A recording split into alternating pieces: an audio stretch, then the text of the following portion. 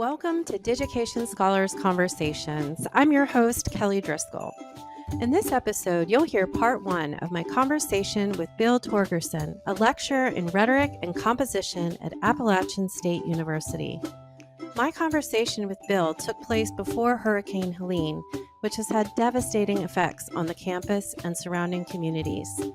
We have included donation information in the show notes for the App State Disaster Relief Fund and the restoration of the treasured Valle Crucis Park in Bill's neighborhood. More links and information about today's conversation can be found on Digication's Twitter, Facebook, and Instagram. Full episodes of Digication Scholars Conversations can be found on YouTube and your favorite podcast app. Welcome to Digication Scholars Conversations. I'm your host, Kelly Driscoll, and I'm so excited today to introduce you to Bill Torgerson. Bill is a lecturer in Rhetoric and Composition at Appalachian State University in North Carolina. Welcome, Bill.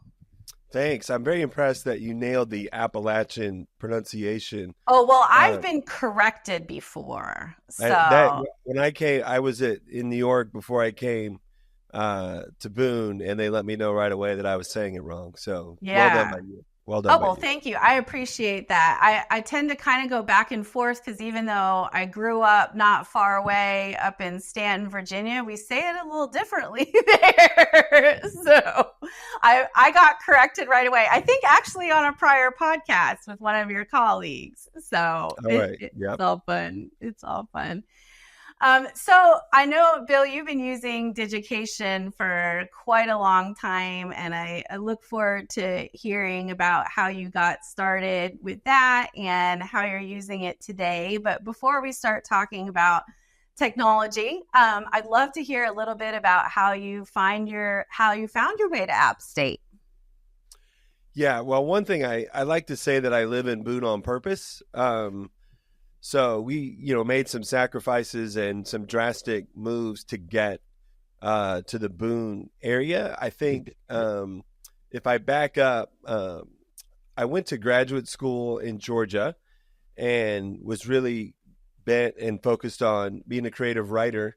So I have an MFA in creative writing, and all I really wanted to do was become a better writer and didn't have career aspirations like I want to be a professor. But then as I worked on the MFA, I realized, there could be some college teaching jobs. I applied for jobs all over the country, probably like 75 jobs, had something like 4 interviews. And the job I ended up accepting was at St. John's University. And so we had a lot of academic freedom, but one of the kind of direct orders we had was you will use Digication and you will have a portfolio. So that was just sort of thrust upon me.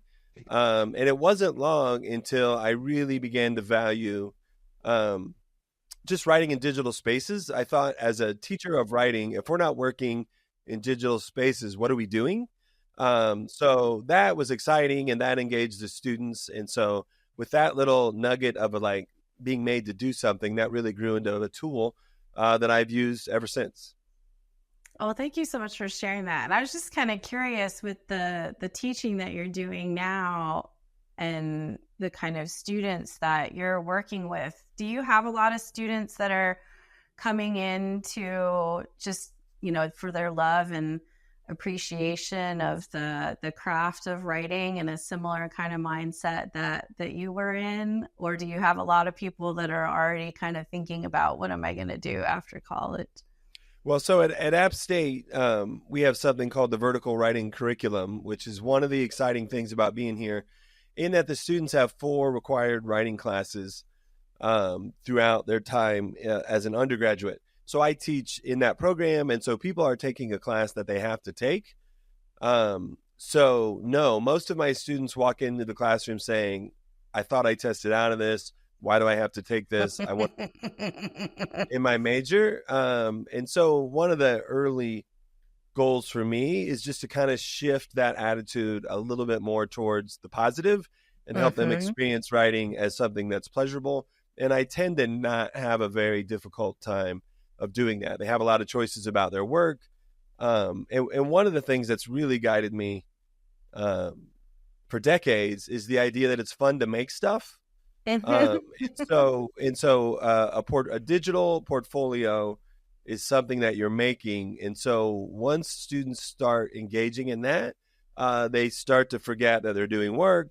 And because they're working on something they've chosen to work on, enthusiasm starts to grow. So it's been a really useful tool for me to kind of engage students and get them excited about writing. Oh, that's wonderful. And, it's always been our kind of hope that instructors and students will approach it as its own kind of space for creation. Certainly people can upload documents and files, but we're always hoping that they really use it as that kind of opportunity for creating and building and exploring. So when you're introducing students to this kind of digital space, how do you describe it to them? What are some of the early conversations that you have with them about how it's going to be used? I've heard you talk before just about like process portfolios or more polished portfolios. So we, for example, use Google Docs as a place to draft. And we talk about, we call them aPortfolios. We brand everything with an A at App State. So we, I have to remind them that, these are electronic portfolios. No one else is going to call this an aPort when you leave here. But we think about publishing to the aPort, and we do that as we go, which I think it's not even like convincing them. We've got this draft of this piece we've been working on, and now we're going to publish it to this space, which, is kind of like your own personal website. And so we just start to do that together in class. And so they leave the class, 1/3 started, or they've at least sort of had an introduction to it because we've all worked on that together. So, and then I think a good sign is that it's a space where the students do way more than that's required. So, I lay out, a grading guide. Here's the expectations for what you're going to do in this space. 2 images, there's captions, embed video, use some links, whatever it is. And they always go overboard. There's always more of everything than I asked for. So that's always a good sign when students work far beyond the expectations of the assignment. Yeah. And so how do you kind of prepare them for what the expectations will be? You mentioned that there's some kind of requirements in the beginning about what kind of content that they might upload, but how are they actually graded or assessed as part of your course? Because that's a question that we often get. Are there specific kinds of rubrics that you used? Are peers involved in looking at each other's materials? How do you kind of let them know what those expectations are? So it would be yes to all of those things. And then to start to break it down a little bit, it's a little bit more, I think, of a labor-based approach. Probably not purely that, but all that means is I'm asking for these things to be part of the composition of your text. And if they're there, you get the credit. And if they're not there, you don't get the credit. You can always revise what you've done for a better grade as long as the course is still going. So it's almost like you get a temporary score. So it's things like word count and number of images, use of space, use of color, captions on the images. So that's kind of what we talk about. And then we use something called As You Learn, which is a Moodle, whatever. It's a learning management system. And you can create custom grading guides. And so it's always just like, 3 to 5 categories, like I just said, images, use of internal citations, use of space, use of color, design is a big category, is one of the categories. So I score that and I write them a note at the bottom, which sort of engages with their ideas and content, but also says, hey, you lost 3 points because you forgot your captions, or you just threw your 3 images on the bottom. If you want to move those back, integrate those into the text, then, this can be a better grade. So that's sort of the grading assessment part.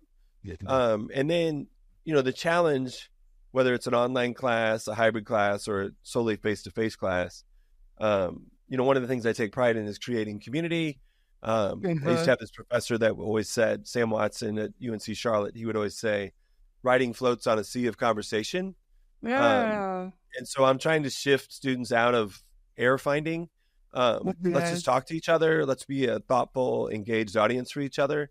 And that will take, we don't need to point out mistakes. It's just like, hey, Kelly, I'm Bill. You're getting to know me. I'm listening to you. I have questions about what you're doing. And so that kind of interaction among the students, it motivates them. It gives them a sense of audience. It helps them write more effectively because they can imagine what they need to say to each other. And so we have forums in our learning management system where we comment in the forum about each other's portfolios. Nice. And how often are they kind of looking at each other's work? Are they looking at some of the early drafts? Do you have them focus more on some of the final versions? How do you kind of get work on building that community as part of sharing their work? I think one of the first things we do, which takes a little bit of time, but seems worth it to me, is that we write an academic profile to start the course. So, if you were writing a profile for a dating website, which I've never done because I'm old and happily married for a long time, that would be a different audience. Like what you would say in that profile would be different. But here we are at App State, and you have a major, and you have professors, and you have classmates. So that profile is different. So that automatically gets us thinking about audience. So we do some pre-writing. We keep a digital journal that I call a daybook after somebody like Donald Murray. So we do that in a doc. So we have pre-writing, we write drafts, we comment on each other's drafts. We publish to Digication. And then I do take what usually is 2 full class periods for students to give like a 5-minute about me presentation, where it's like, oh, you live in Raleigh. I went to high school in Raleigh. Where did you go? So just automatically there's all this conversation that sparks up. Oh, you're an EMT. I'm an EMT. Oh, you work at the ski school. I whatever it is that's going on. So all these connections are built within the first couple of weeks. And then we just repeat that kind of cycle through all of our projects for the course of a semester, where it's like pre-writing, stop and talk to each other, check in on drafts, publish, look at each other's publications. And then I always, I'm not going to copy everything you do, Kelly, but when I look at your portfolio, I get ideas for myself, like, oh, I see what she did, and this is what I want to do. And that's that kind of writing floats on a sea of conversation piece. Nice. Yeah. Do you find that students often get inspired by some of the design elements of the content that they're creating at that time? Sure. It's both. I mean, there are some students that are just self-motivated and excited to experiment and can't wait to learn from each other. And then there's other people, and maybe sometimes you can be each of these people. You're like, oh, I need to step up my game because I just saw Kelly's portfolio. It's incredible. I just copied and pasted a bunch of text into one box. I need to do better than this. So it works both ways. I mean, I'm not trying to shame people into working harder, but they just do it themselves. They see it and they get motivated because of the work of their classmates sometimes. So it works in all kinds of ways. That's great. Yeah, some healthy peer motivation. And really, when we were creating Digication, a lot of it came out of both my experience and the experience of Digication's co-founder, Jeff Yan, because when we were in college, we were at a design school where we were always working in this kind of studio environment. So from the very beginning of receiving a kind of prompt from an instructor, other people were walking around viewing what you were creating. And, it was kind of impossible to not get inspired by other people that were in the room, and instructors would kind of wander through and give little desk crits and feedback as you were building things. Classmates would come by and, sometimes give you props or ideas. And it was a very wonderful kind of experience, and so different from what we had done coming up through K-12. So it was really eye-opening and exciting. And so when we were creating this kind of environment for students, we really wanted there to be that kind of opportunity, but now in a digital space. So it's wonderful to hear that your students are doing that. When you were a freshman in college, when you were heading off to college, and we both have, I think, 18-year-olds. We do. What did you think the arc of your life was going to be then? Did you know? Did you think you know? I would imagine it shifted. I wouldn't think you thought you were going to be the co-founder of Digication when you were 18, but maybe you did. Absolutely not. Absolutely not. And this is something that we talk to the kids about a lot here. I do have a senior and 2 sophomores and also some little guys. And we talk a lot about how, you may have some ideas in mind about your future trajectory, but the people you meet and the places you go and the different experiences that you have will certainly kind of shift things and carry you on different paths. And when I started college, I actually majored in textile design and had just kind of fallen in love with painting on fabric in my little corner of the basement in the home that I grew up in. And so when I got into this design school, that's where I went. But at the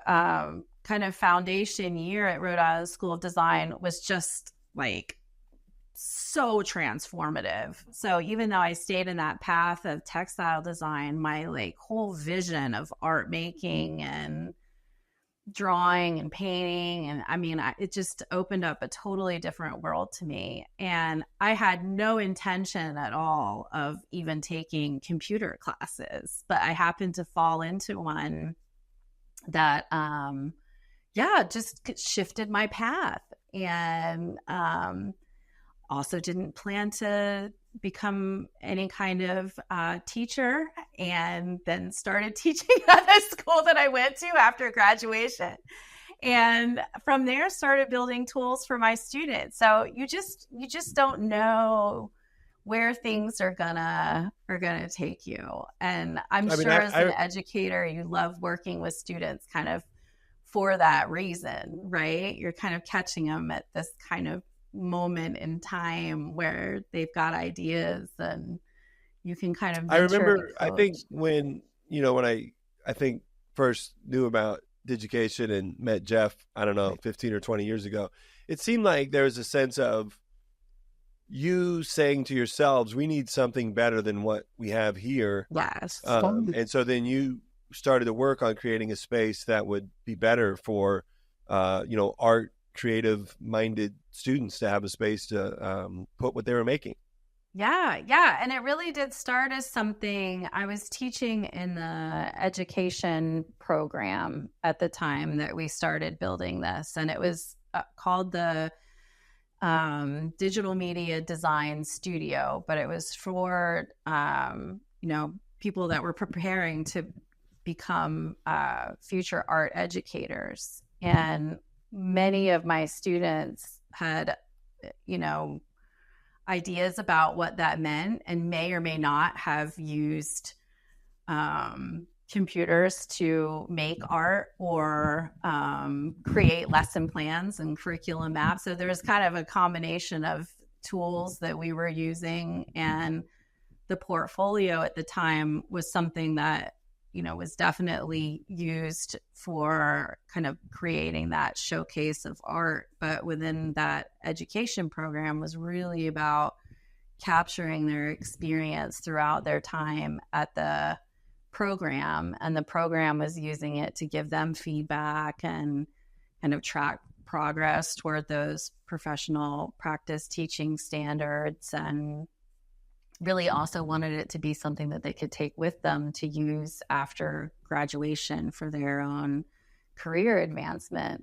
So, I was really trying to model a lot of things for the students at the time, and the way that I was using technology in the classroom. And the learning management systems weren't going to cut it, because it wasn't something that I just wanted for an individual course. It was really something that was going to be, something that they were going to touch throughout their time at the program and then continue to have access to. And so, yeah, Jeff and I were just like, well, let's just build something for our students. We're not finding the right kind of environment. And, we innocently embarked on that, thinking we were going to be working on it for a weekend or so. And, over 20 years later now, here we are. Yeah. But you really were, using it in some of the early stages of the platform, and you've seen it kind of evolve over the last 10 plus years. Have there been any shifts? You mentioned that it was just kind of thrust upon you when you joined App State. Has there been some evolution in kind of how you use it, or maybe some of the changes in the platform that may have given you other opportunities? Yeah, I mean, the first thing I would say is going all the way back to St. John's. St. John's is a spot in Queens where it was thrust upon me. The guy who was directing the program then, his name is Derek Owens. You probably know him or remember him. Derek Owens, yeah. So, when I hear you talk about your life as an artist, I can see why you and Jeff appealed to Derek. I mean, it would make a lot of sense. I mean, he has that same, I think, kind of perspective. So the platform has just gotten much, much more intuitive to use. Where, I think the learning curve to like popping on there and making stuff is, much more simple than it was, of course, 15 or 20 years ago. And so I think just the only thing that's sort of been evolving is just the constant change of technology, right? Whereas, I mean, we talk about discourses, groups with common goals and specialized language and so forth. And sometimes the students don't get how discourses change. But, I started teaching in 1995. I didn't have an email account. There was no internet. No one had a cell phone. So, of course, the ways that teaching has changed, writing has changed since the mid 90s. So that's sort of what I think of. But and then maybe the students tend to be, they very willingly engage, and they're thoughtful, and they ask me questions of things that I haven't thought of. So, we continue to have really good experiences around the digital space, and Digication is where we do most of that. That's wonderful. Do you know, as your students are kind of publishing their writing, do you find that they have already comfort in that kind of process of sharing, or do you have students that maybe feel comfortable sharing things with you and their peers, but may not want to open it up beyond that particular course or share it with audiences outside of the school? What's your kind of feeling from the students that you're working with today? Yeah, I think when I think of, if I ask myself why Digication, I think the ability to toggle the privacy settings and to create and do some of that work and not feel like it's out on Google immediately, at least, or out on a social media platform.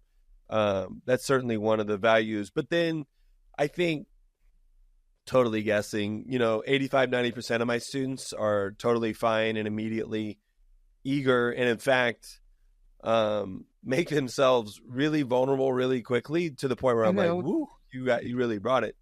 And then there are others who, and I always introduce, you can make this private to me, just sort of go over the settings. There are usually, 1 to 4 students in a group of 80 who prefer to keep it much more private. And then there's always I do require images, but I don't require an image of you. It can be your dog, it can be a flower, it can be the clouds, it can be the view, whatever. So students, there is a variety of what they choose as far as making things public or private. Yeah. Yeah. And we do find more and more, and this is something that, certainly in the earlier days of Digication, we hadn't planned for, but you mentioned that there's this importance of building community within your classroom and among the students that you're working with, and that you're finding that sometimes students are kind of using this space within Digication to, talk about things that are maybe more kind of personal in nature, information about themselves or their experiences, how that's impacted them. And I think, a big driver behind that seems to be students really valuing the opportunity to share in order to find connection and find community within the institutions that they're in. And I was curious if you've seen, throughout the time that you've been using that, is that something that you feel has kind of grown over time? I know sometimes if the spaces are just used as kind of a showcase of final works, we see some of that less often. But if it is used as that kind of creation space, the kind of human behind the content starts to emerge, and why they're, creating the things that they are starts to emerge. So I was just kind of curious from your perspective if that seems like something that has been kind of evolving along with the times. Yeah, I like your phrase, human behind the content. So, if we're interacting with just a learning management system and it's just like your name in black and white letters with text and you're turning in assignments, the human behind the text, it's more difficult for that person to emerge. Whereas when I'm clicking on, one thing I really like about the electronic portfolios is when I'm looking at a student's piece, all their other pieces are right there too. So that academic profile that we mentioned, if I'm teaching 3 online classes and that's 70-ish students, I'm able to pop over to that about me and just quickly remind myself, who is this? In a way that I can't do if I'm looking at one assignment in a learning management system. I think something I've noticed about the students maybe in the last 5 years or so is just a new level of thoughtfulness about digital spaces, more so in fact, more critical of that space, a little bit more reluctant to go there, not necessarily reluctant to use Digication, but more likely to say, I don't have any social media accounts, which I wouldn't have seen maybe 7 or 8 years ago. Right. And also maybe, I have 2 teenagers at home, probably more thoughtful than they are also. So I think just something about whether it's leaving your house and showing up in Boone and going to App State, just being a little bit more thoughtful about what online spaces they engage in, and more likely to say, I limit my social media to this and this time, and I'm making sure I'm hiking and I'm going out on the parkway. And so I do see almost like a new generation of more thoughtful, less reluctant users of just social media, for example. Yeah. I mean, they've really just grown up so immersed in, many of them having a phone right in front of them from the very beginning. And I think you're right that, they're making more choices about, the amount of time that they spend on certain platforms and what the value add is for them and their experience and everything else that they want to be able to spend their time doing. And, I think in the beginning, as these new technologies were kind of coming into play in education contexts, that there was kind of a newness and a freshness and the way that people may have been posting things. And there's a lot of competition for our attention now. So it has to be kind of deliberate in where they're choosing to spend their time and what they're sharing and who they're sharing it with. And you mentioned earlier your conversations with them a little bit about audience. Are you talking to them at all about how this is something that they could use after graduation with their alumni access, ways that they could share it with people outside of the school? Sure. So they're usually sophomores. So they're a little ways down the road. We definitely just talk about the idea of a portfolio and the history of a portfolio, even if it was physical, and what they might potentially use. We also talk a lot about known audiences and unknown audiences, and that often, if you're posting something on TikTok, or you're posting something on your portfolio, there are people are going to look at it, but there's also people who are going to read it and never thought about it. So we talk about that, and of course, for example, that you said you taught in the education department, they're all really conscious of the fact that they're going to be creating a portfolio to be used later. Others, and I guess another thing that comes up, and a reason that I list as why Digication, because my students are almost all using Digication. If you ask me for a letter of recommendation 2 years, 3 years, 4 years after I've had you, it's so easy for me just to search for your name and immediately be immersed in your work, as opposed to like looking all, do you still have that link to that portfolio you made on this platform that no one else used? So it really reduces kind of the work involved in conjuring all that stuff up. So that's something that I find useful about it. Oh, good.